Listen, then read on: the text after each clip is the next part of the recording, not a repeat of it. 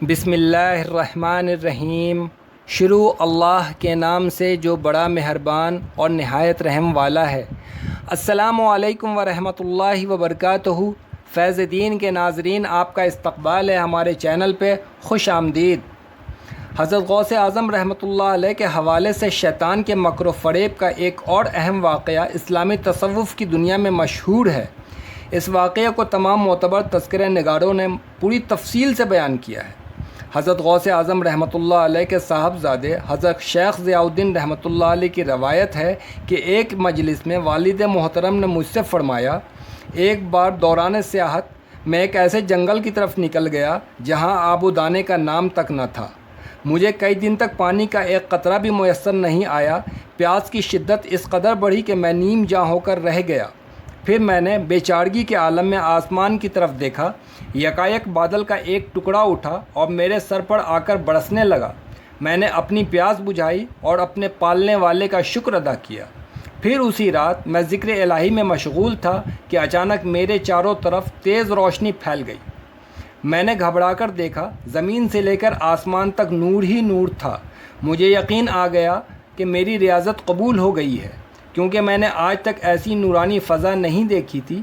ابھی میں دل ہی دل میں اللہ کا شکر ادا کر رہا تھا کہ اس نور سے ایک پرجلال آواز پیدا ہوئی، عبدالقادر، ہم تیری عبادت سے بہت خوش ہوئے۔ تمام عمر جسے تلاش کیا تھا، آج وہی ذات پاک مجھ سے ہم کلام تھی۔ میں جواب میں کچھ عرض کرنا چاہتا تھا، مگر جذبات کی شدت نے مجھ سے قوت گویائی چھین لی تھی۔ نوید ہو تجھے کہ تو نے ہماری رضا حاصل کر لی۔ نور سے دوبارہ وہی پرجلال آواز ابھری۔ اس بار بھی میں نے کچھ عرض کرنا چاہا، مگر زبان میرا ساتھ نہ دے سکی۔ عبدالقادر، میں تیرا پروردگار ہوں۔ تیسری بار وہی صدا سنائی دی۔ میں نے تیری عبادت سے خوش ہو کر تجھ پر حرام چیزیں بھی حلال کر دی ہیں۔ اس طرز کلام نے مجھ پر وحشت طاری کر دی۔ میں سمجھ گیا یہ کیسی روشنی ہے اور اس کے پس پردہ کون ہے۔ لا حول ولا قوت الا باللہ العلی العظیم، میں نے بآواز بلند پڑھا۔ پھر میری آواز کی گونج ختم ہوتے ہی ساری روشنی زائل ہو گئی اور ہر طرف اندھیرا پھیل گیا۔ اب میرے سامنے ایک کڑیل منظر شخص کھڑا تھا۔ مجھے دیکھ کر مسکرایا اور بڑے عجیب سے لہجے میں بولا، افسوس، میرا یہ وار خالی گیا۔ میں نے اپنی اسی تدبیر سے سینکڑوں اولیاء کو گمراہ کیا، مگر عبدالقادر، تو اپنے علم کی وجہ سے بچ گیا، ورنہ آج راندہ درگاہ ہو جاتا۔ میں نے دوبارہ لا حول ولا قوت الا باللہ پڑھی اور ابلیس سے مخاطب ہو کر کہا، دور ہو جا مردود، تو ایک لمحے کے لیے بھی مکر و فریب سے باز نہیں آ سکتا، چلتے چلتے بھی وار کر رہا ہے۔ میں اپنے علم کی وجہ سے نہیں، اللہ کے فضل و کرم کے سبب تیرے فتنے سے محفوظ رہا۔ ابلیس کچھ دیر میرے سامنے کھڑا اپنا سر پیٹتا رہا اور پھر یہ کہہ کر چلا گیا، افسوس، ہزارہا افسوس کہ آج تیرا نام میرے ماننے والوں کی فہرست سے خارج ہو گیا۔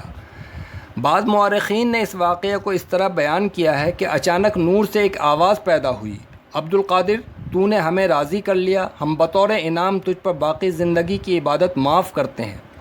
جب حضرت غوث اعظم رحمۃ اللہ علیہ یہ واقعہ بیان فرما چکے تو آپ کے صاحبزادہ حضرت شیخ ضیاء الدین رحمۃ اللہ علیہ نے عرض کیا، آپ کو یہ کس طرح معلوم ہوا کہ وہ شیطان ہے جو نور کے پردے میں آپ سے ہم کلام ہے؟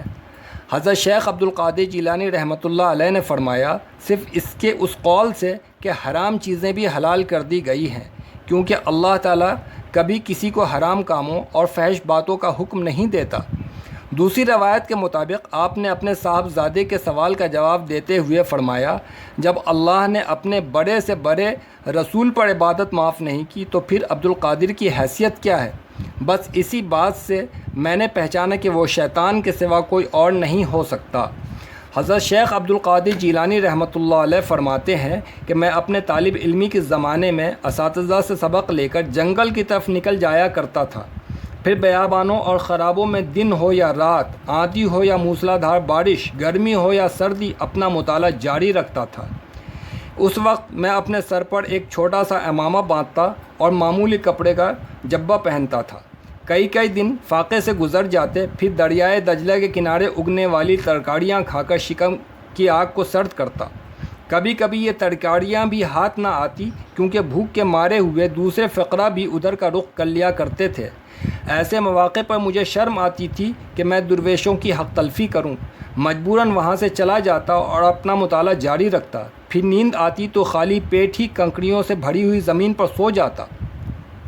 حضرت غوث اعظم رحمۃ اللہ علیہ اپنی اسی زمانہ طالب علمی کے بارے میں فرماتے ہیں، میں زمانے کی جن سختیوں سے دوچار ہوا انہیں برداشت کرتے کرتے پہاڑ بھی پھٹ جاتا۔